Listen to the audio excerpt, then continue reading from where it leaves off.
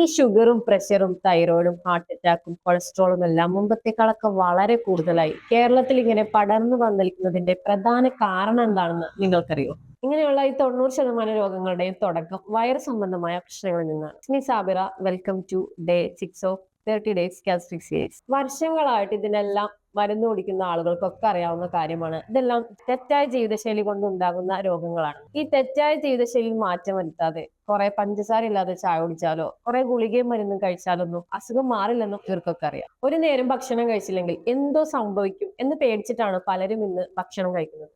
എന്നാൽ വിശന്നാൽ മാത്രമാണ് ഭക്ഷണം കഴിക്കേണ്ടത്. എന്നാൽ വിശന്നും വിശക്കാതെ ഈ ഭക്ഷണം കഴിച്ചാണ് നമ്മൾക്ക് ഈ പ്രശ്നങ്ങളെല്ലാം ഉണ്ടാവുന്നത്. ഇതിനൊരു മാറ്റം നിങ്ങൾ ആഗ്രഹിക്കുന്നുണ്ടെങ്കിൽ വിശന്നാൽ മാത്രം ഞാൻ ഭക്ഷണം കഴിക്കുക എന്നൊരു ശീലം ഉണ്ടാക്കിയെടുക്കുക. നമ്മൾ സാധാരണയായി കഴിക്കാറുള്ള ചോറും പുട്ടും അപ്പവും ഇടിയപ്പം ഇതെല്ലാം കാർബോഹൈഡ്രേറ്റ് ആണ്. ഇത് ബേൺ ചെയ്ത് നമുക്ക് എനർജി കിട്ടണമെങ്കിൽ നമ്മൾ നന്നായിട്ട് വർക്ക് ചെയ്യണം. പണ്ടുള്ള ആളുകൾ ഇതുപോലെ തന്നെയാണ് ഭക്ഷണം കഴിച്ചുകൊണ്ടിരുന്നത്. പക്ഷെ അവർ നന്നായിട്ട് പണിയെടുക്കുന്നവരായിരുന്നു.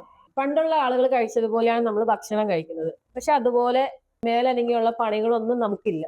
ഇനി ഗ്യാസും ദഹന പ്രശ്നങ്ങളും ഫാറ്റ് ലിവറും ഒക്കെ ഉള്ളവരാണെങ്കിലോ അവർക്ക് വിശപ്പിന്റെ അളവും കുറവായിരിക്കും. വിശന്നും വിശക്കാതെയും ഭക്ഷണം കഴിച്ച് അധികമായി വരുന്ന ഫാറ്റും ഗ്ലൂക്കോസും ബേൺ ചെയ്യാതെ നമ്മുടെ ലിവറിലും മസിൽസിലും സ്റ്റോർ ചെയ്യപ്പെടുകയും ഇതുമൂലം ലിവറിന്റെ മെയിൻ ഫങ്ഷൻസ് ആയ ഡീടോക്സിഫിക്കേഷനും പ്യൂരിഫിക്കേഷനും നന്നായിട്ട് നടക്കാതെ വരുമ്പോൾ ദഹനം നമ്മുടെ പ്രശ്നത്തിലാകും. തുടർന്ന് ഇത് കിഡ്നീനെ ഹാർട്ടിനെയൊക്കെ എഫക്റ്റ് ചെയ്യുന്നതോടുകൂടി നമ്മുടെ പ്രഷറിലും വേരിയേഷൻ സ്റ്റാർട്ട് ആകും.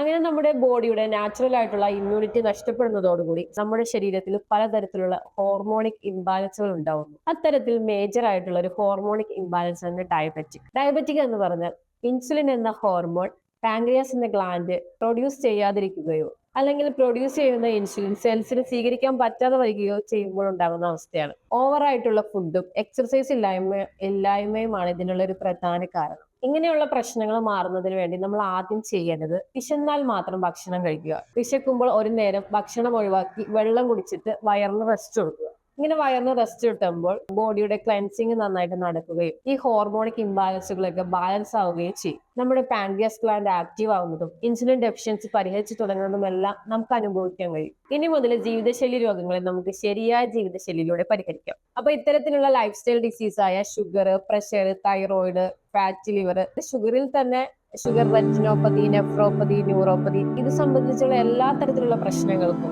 പറ്റിയ ഒരു വളരെ യൂസ്ഫുൾ ആയിട്ടുള്ള ഒരു മുദ്ര തെറാപ്പിയാണ്. 2 കൈകളിലുമാണ് ഈ മുദ്ര പിടിക്കേണ്ടത്. 15 മിനിറ്റ് വീതം 4 നേരം ഒരു ദിവസം ചെയ്യും. ഈ മുദ്ര ചെയ്യുമ്പോൾ തന്നെ നിങ്ങൾക്ക് നിങ്ങളുടെ ശരീരത്തിൽ ഉണ്ടാവുന്ന മാറ്റങ്ങൾ അറിയാൻ കഴിയും, അനുഭവിക്കാൻ കഴിയും. അപ്പൊ ഈ മുദ്ര ഒരു 21 ദിവസം തുടർച്ചയായിട്ട് ചെയ്യുക. സോ ഇത് ചെയ്തിട്ട് നിങ്ങളുടെ മാറ്റങ്ങൾ കമന്റ് ആയിട്ട് അറിയിക്കുക.